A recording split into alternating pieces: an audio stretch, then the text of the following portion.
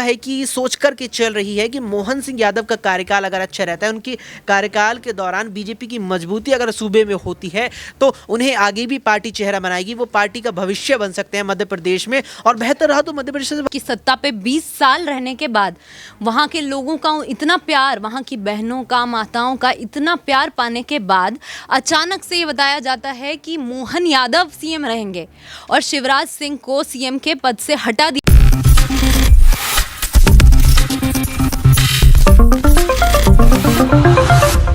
मध्य प्रदेश में नई सरकार का गठन हो चुका है।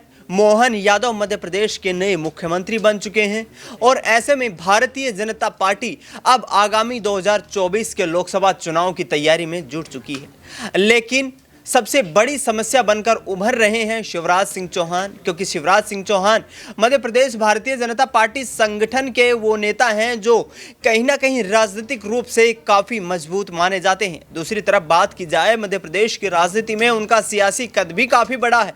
मध्य प्रदेश की राजनीति में अपना सियासी वर्चस्व बनाने वाले शिवराज सिंह चौहान के लिए 2023 के साल में मुश्किलें इस कदर आई कि उन्होंने पार्टी संगठन के लिए जी जान से मेहनत की।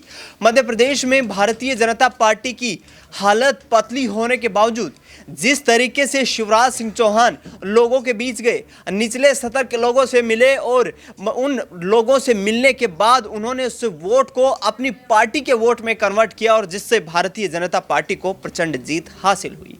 लेकिन उसके बाद संगठन के द्वारा उनको दरकिनार कर दिया गया, मोहन यादव को नया मुख्यमंत्री बना दिया गया। शिवराज सिंह चौहान उस दौरान काफ़ी चुप नजर आए, निराश नजर आए, लेकिन उन्होंने कहा कि वे बैठने वाले नहीं हैं। कुछ ही दिनों के बाद नई सरकार का जब गठन हो जाता है तो मध्य प्रदेश के पूर्व मुख्यमंत्री शिवराज सिंह चौहान संगठन के खिलाफ मोर्चा खोल देते हैं। संगठन के खिलाफ बोलते हुए कहते हैं कि उनकी इंपॉर्टेंस घट गई है। दूसरी तरफ जहां वे पार्टी के लिए लगातार काम कर रहे थे, अब पार्टी के पोस्टरों से फोटो गायब हो जाती हैं। वहीं कांग्रेस नेता सहानुभूति देते नजर आते हैं। पूर्व मुख्यमंत्री दिग्विजय सिंह और कमलनाथ उनके स्पोर्ट में उतर आते हैं और कहते हैं कि शिवराज सिंह चौहान के खिलाफ मध्य प्रदेश भाजपा संगठन धोखा कर रहा है। तो ऐसे में क्या शिवराज सिंह चौहान अब एक नई पार्टी का गठन करने वाले हैं? क्या कांग्रेस का दामन थामने वाले हैं या फिर अपनी राजनीतिक सफर को यहां पर संन्यास लेने वाले हैं? क्योंकि जिस आधार पर शिवराज सिंह चौहान पिछले कुछ दिनों से सक्रिय भूमिका में नजर नहीं आ रहे हैं, उससे तो लगातार यही लग रहा है कि भारतीय जनता पार्टी हाईकमान से शिवराज सिंह काफ़ी नाराज हैं। नमस्कार, आप देख रहे हैं नेक्स्ट 9 न्यूज़ और हमारे खास कार्यक्रम रंग बदलती राजनीति में आज बात करेंगे मध्य प्रदेश में शिवराज सिंह के सियासी भविष्य की।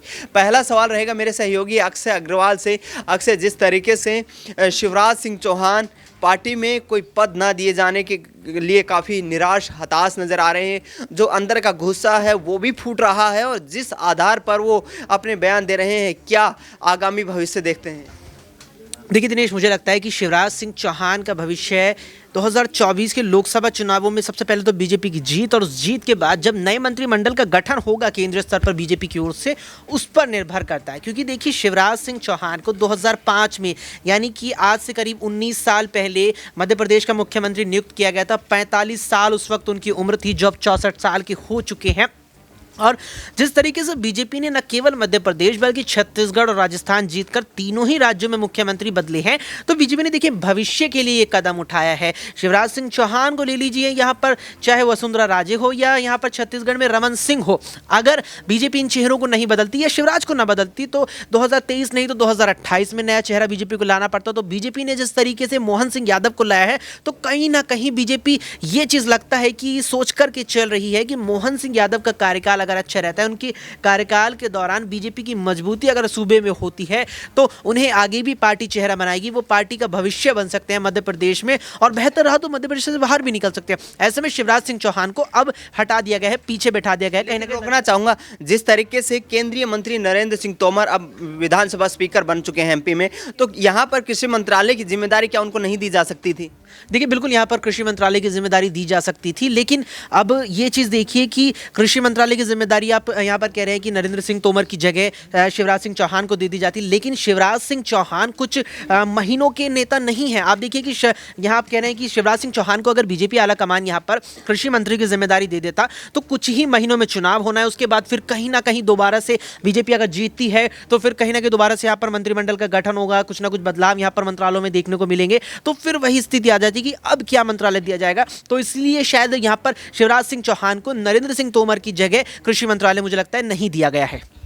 जिस तरीके से लगातार जो मध्य प्रदेश के सियासी समीकरण अभी बनते हुए दिखाई दे रहे हैं, एक तरफ ज्योतिरादित्य सिंधिया जो कि अब केंद्र की भाजपा सरकार में नागरिक उड्डयन मंत्री हैं, उन्होंने 228 कांग्रेस पार्टी के नेताओं और कार्यकर्ताओं को बीजेपी में शामिल करवाया। अगला सवाल रहेगा मेरी सहयोगी शिखा से, जिस तरीके से शिवराज सिंह चौहान का राजनीतिक सफर अभी तक का रहा है, शिखा आगे आने वाले वक्त में किस तरीके से देखते रहे हैं 2024 के लोकसभा चुनाव में उनकी रणनीति को? जिस तरीके से देखा जाए तो शिवराज सिंह चौहान ने बीजेपी का जो वो चेहरा बने हैं मध्य प्रदेश के लिए, मध्य प्रदेश की सत्ता पे 20 साल रहने के बाद वहाँ के लोगों का इतना प्यार, वहाँ की बहनों का, माताओं का इतना प्यार पाने के बाद अचानक से ये बताया जाता है कि मोहन यादव सीएम रहेंगे और शिवराज सिंह को सीएम के पद से हटा दिया जाता है। तो इसका सारी जनता में एक शॉक लगता है, जिसके बाद शिवराज को सीएम पद से हटाने के बाद साउथ में भेज दिया जाता है। वहाँ केंद्र को वो रिप्रेजेंट कर रहे हैं, वहाँ केंद्र को दिखा रहे हैं। तो उससे हमें यही लगता है कि जैसे बीजेपी कहती है कि वो परिवर्तन की राजनीति कर रही है। छत्तीसगढ़ में और राजस्थान में वसुंधरा राजे को हटा दिया गया सीएम पद से, नया सीएम आया, नया मुख्यमंत्री आया। तो इससे हमें यही लगता है कि बीजेपी अपने इसमें परिवर्तन, नया चेहरा लाना चाहती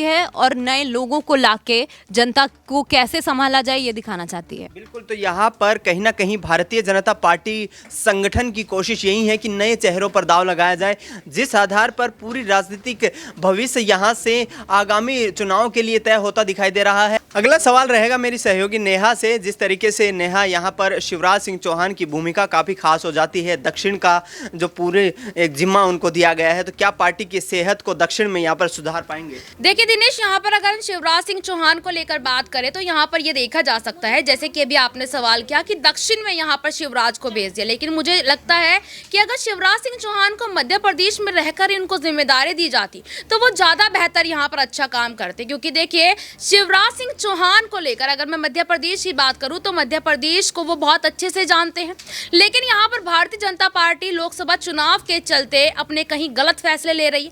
आपने राजस्थान में देखा, सचिन पायलट को यहाँ राजस्थान की जरूरत है और राजस्थान को सचिन पायलट की जरूरत है, लेकिन राजस्थान को यहाँ कहीं और किसी और राज्य का प्रभारी बनाकर यहाँ भेज दिया गया। तो कहीं ना कहीं देखा जाए तो भारतीय जनता पार्टी यहाँ जल्दबाजी में अपने फैसले जो ले रही है वो गलत फैसले ले रही है। शिवराज को मध्य प्रदेश में रहकर जो जिम्मेदारी यहाँ दी जाती, हो सकता है लोकसभा का चुनाव शिवराज यहाँ काफी अच्छे से लड़ते नजर आ सकते थे। बिल्कुल, तो यहाँ पर तमाम सहयोगियों ने जिस तरीके से कहा है कि शिवराज सिंह चौहान को दक्षिण की जिम्मेदारी ऐसे दी गई है जिसमें पार्टी के तमाम वो बड़े बड़े नेता धुरंधर भी कोई कमाल दक्षिण में नहीं दिखा पाए हैं, क्योंकि दक्षिण में भारतीय जनता पार्टी की स्थिति काफ़ी कमज़ोर मानी जाती है और वहाँ से लोकसभा चुनाव में बेहतर प्रदर्शन करने की चुनौती बेहद खास बन जाती हैं। फिलहाल न्यूज़ रूम से हमारे इस खास कार्यक्रम में इतना ही। देश दुनिया की तमाम बड़ी खबरों के लिए आप देखते रहिए नेक्स्ट 9 न्यूज़।